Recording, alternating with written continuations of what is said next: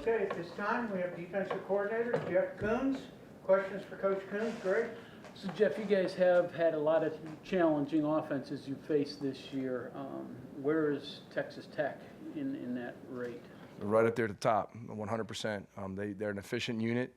They know what they're doing. They believe in their system. They formation you. They tempo you. They use the field all the way across. You got to defend all 53 yards across, and they take their vertical game. They have an elite running back, as you guys know, that we've played for a long time now. I feel like he's 40 years old.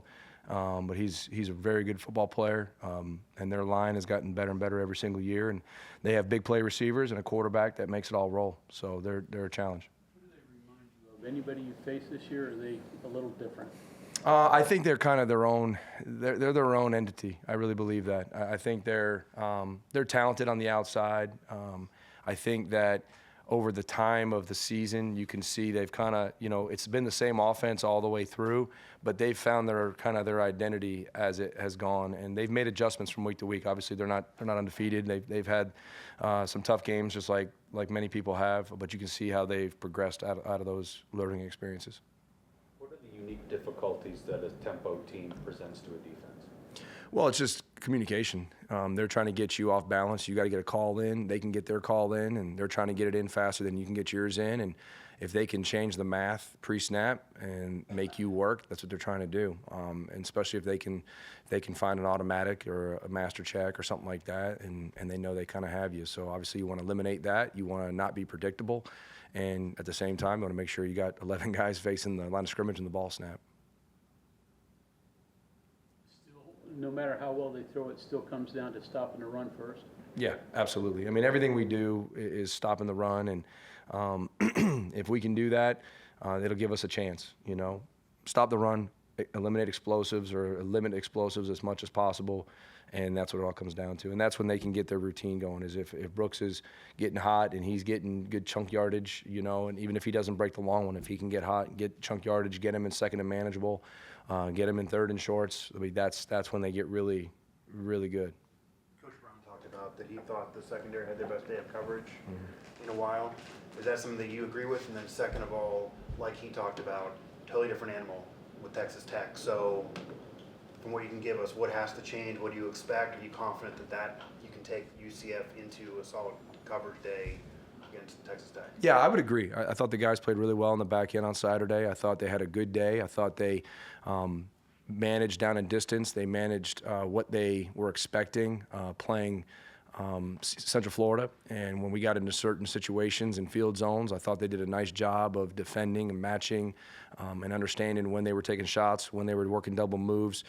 We had one mishap on a double move that we would love to have back. But other than that, I thought the guys definitely played well on Saturday. And then moving into this week, you want to build off a positive. Everything that we talk about is building off a positive. And we had 10 possessions in that game on Saturday. 7 of them were successful, and the coverage was a huge part of that. And that really showed up on third down. And I thought that was fun to see, and some one-on-one matchups where guys were able to win. That you've gotten a rhythm as a play caller more? I mean, now that you've done it, 3-4 games? Yeah, I do. I think there's going back to the very first game of Cincinnati, one question I was asked was just the operation of the day and the interaction with the coaches, and I think that's universal for the whole staff on defense. When we're on the headsets in between series and during a drive, and the interaction and the communication that we're having, and then how we're filtering that down to the players. I think every week that's gotten more and more, efficient and productive. And I think Saturday, I thought that the kids did a great job of getting lined up. I think we had 4 out of 54 plays that I thought that we weren't exactly how we'd like to be pre-snap. 2 of those on the last drive, which hindsight, I would have asked for a timeout right there. We had 3, and they got us in some tempo stuff into the boundary, away from our bench. We couldn't sub, so we could have used one there. So that's something that I've learned from going back and evaluating the game. But I do think there's a rhythm to it, and I think our kids have felt that, and our coaches have felt that. Question I'm asking everyone now. So the Thanksgiving food. Thanksgiving memory for your coach's kid. So what was Thanksgiving like growing up for you, and then your favorite Thanksgiving food? Yeah, growing up, it was weird. You know, my dad was a high school coach and had coached in junior college. And usually their seasons were done just because he was in New York State. So they kind of hurried through the playoffs before the weather got bad. So the old playing on Thanksgiving wasn't as much of a deal. I remember the old, family Thanksgiving meals and going to family house. And then when I got married, my wife, she does Thanksgiving like all out, and that's her family.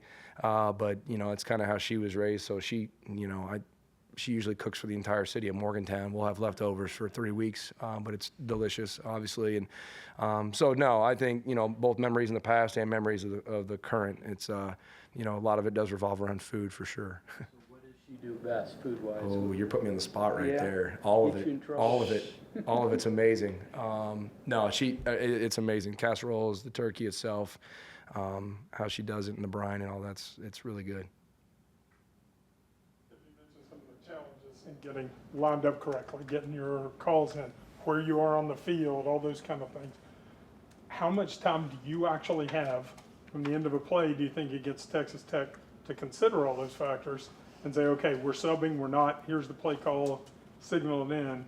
And then secondly, does that affect you saying, hey, we just got to go base here because we got to get lined up and not be, Yeah, absolutely. Yeah, they're going to limit your substitutions 100%. Now, obviously something that, through the rules, if they substitute, they allow you to substitute. So we're always going to take advantage of that whenever we can. If they don't allow you to substitute, we're going to be prepared to play the entire series with our conditioning, with our mindset. That's never going to affect us in our heads, and we're going to approach the week like that, like we do every week. And the thing about it is they play at a very, very high rate, but every team we've played this year at times is able to do the exact same thing. No different than our offense and what we see at practice every day. And this is something that we practice against year round. So I feel like our guys are going to be prepared for that. But to go back to the initial part of the question, usually you're going to have 3 to 4 seconds to really see where you're at. And then that's also why starting a possession strong is really important. If you can be good on the first play of the drive on possession and 10, and now you're second and long, well, they might go tempo, but if it doesn't work, well, now it's third and long, and it took 30 seconds to get there. And that's how you steal possessions, and, you can win that, you can stay ahead. So you got to look at that as an advantage. And if we can do a great job on P and 10 of stopping the run and getting lined up and stopping what they're trying to do to affect us to get us into second and long, that's got to be the positive. And that's something that we did a great job of on Saturday is, our P and 10 numbers actually weren't great, but our second down numbers were the best they've been in a long, long time. So we played way more third and longs, therefore we went 6 out of 9 success rate on third down. So it's all how the game plays out. But I think tempo, all those things we're talking about, and the guys understanding that is huge. Jeff, they have, I think, more conversions on third down than anybody, maybe more attempts too, but their rate's really high. It's quite a combination. Yeah. I know some that say they have a lot of snaps, but just They to have be a that- ton of- yeah. But to be that efficient too, is there a formula for why they've been so successful? Well, I do think part of it is just the sheer amount of attempts they have because they've played so many plays. You know what I'm saying? And they create more possessions per game.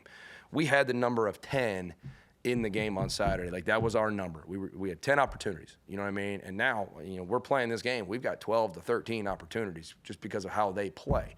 So now it's how many times can we reset in between a drive? How many times can we go out and play a new game on every single possession? So they create that. Therefore, they're going to have more third down opportunities. And then, like I said, when they've got an elite running back the way they do, if they can get their running game going and then they're in that third and short, third and medium, and they're just able to crank that thing out, well, now they have a drive that goes 10, 12, 14 plays, and they converted 4 third downs. Those numbers go up really, really fast. So, and that's part of that's why they do what they do. The more opportunities, the more points they can score.